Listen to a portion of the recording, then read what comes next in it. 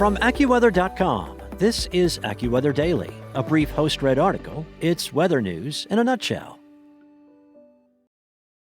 The highest temperatures so far this year will combine with increasing humidity and intense summer sunshine to create dangerous, life-threatening conditions for roughly 170 million people.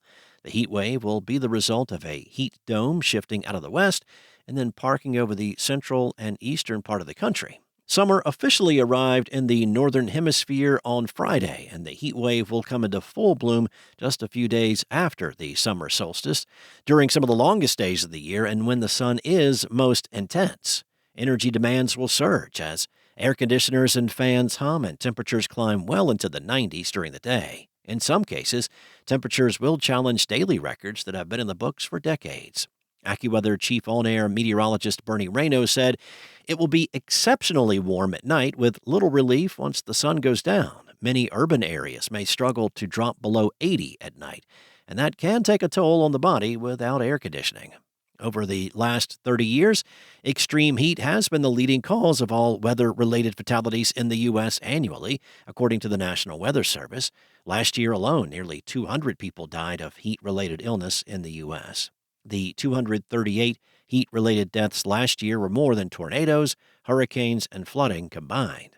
While most areas within the heat dome shield will be free of rain for 3 to 5 days or more, areas along the edges will be vulnerable to thunderstorms, severe weather, and flooding downpours.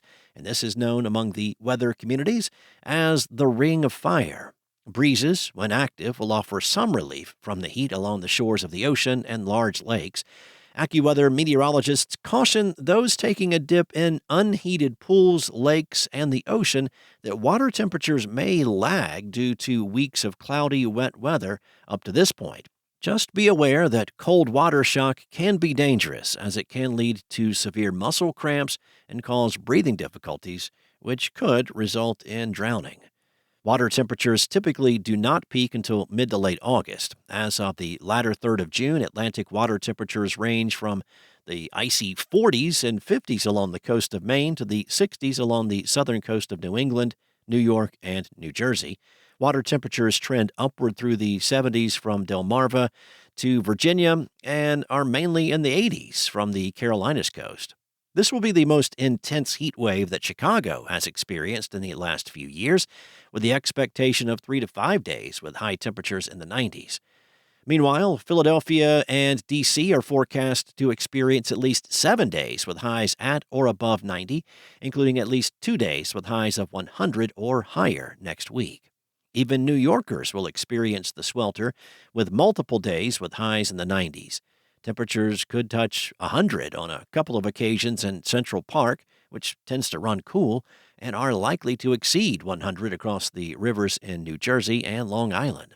Folks in Boston may escape the full duration of the heat wave, but temperatures on a couple of days could surge well into the 90s, close to triple digits. Heat will be no stranger in areas from the Central Plains to the southeast. Kansas City and Oklahoma City will have multiple days with highs in the 90s within the heat dome.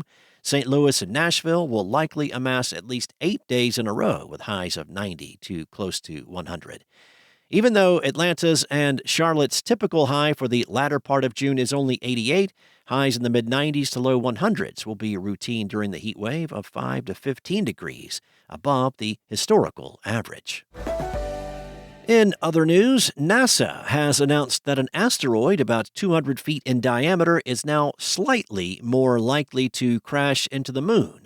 According to the newest data collected, NASA's Center for Near-Earth Object Studies at the agency's Jet Propulsion Laboratory has refined the expected course for asteroid 2024 YR4 and has given it an increased 4.3% probability of striking the moon on December 22nd, 2032. The original likelihood was at 3.8% probability. The space rock is too far off in space to be detected with ground telescopes, but the James Webb Space Telescope, which orbits the Sun, was able to take a new look at the space rock earlier this month before it was obscured from view. It was that opportunity that provided the data that led to the changed forecast. Due to YR4's solar orbit, NASA will not be able to view it again until it comes back around the sun in 2028. According to a research paper submitted to the American Astronomical Society journals and published on Monday, should the asteroid hit the moon, it could cause a crater as large as around 3,200 feet and release 6.5 megatons of energy.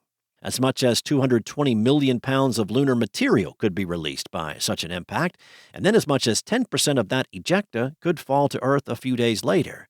So, meteorites are unlikely, though not impossible, according to the paper, but it would create an eye-catching meteor shower. However, any moon bits that do come toward the Earth also could increase the meteoroid impact exposure faced by satellites in near-Earth orbit for as long as a decade. That's all for now. You can find more regional forecasts and science-based articles at AccuWeather.com. And for your local forecast at your fingertips, download the AccuWeather app. Enjoy the rest of your day. Be safe. I'll be back tomorrow with more from AccuWeather.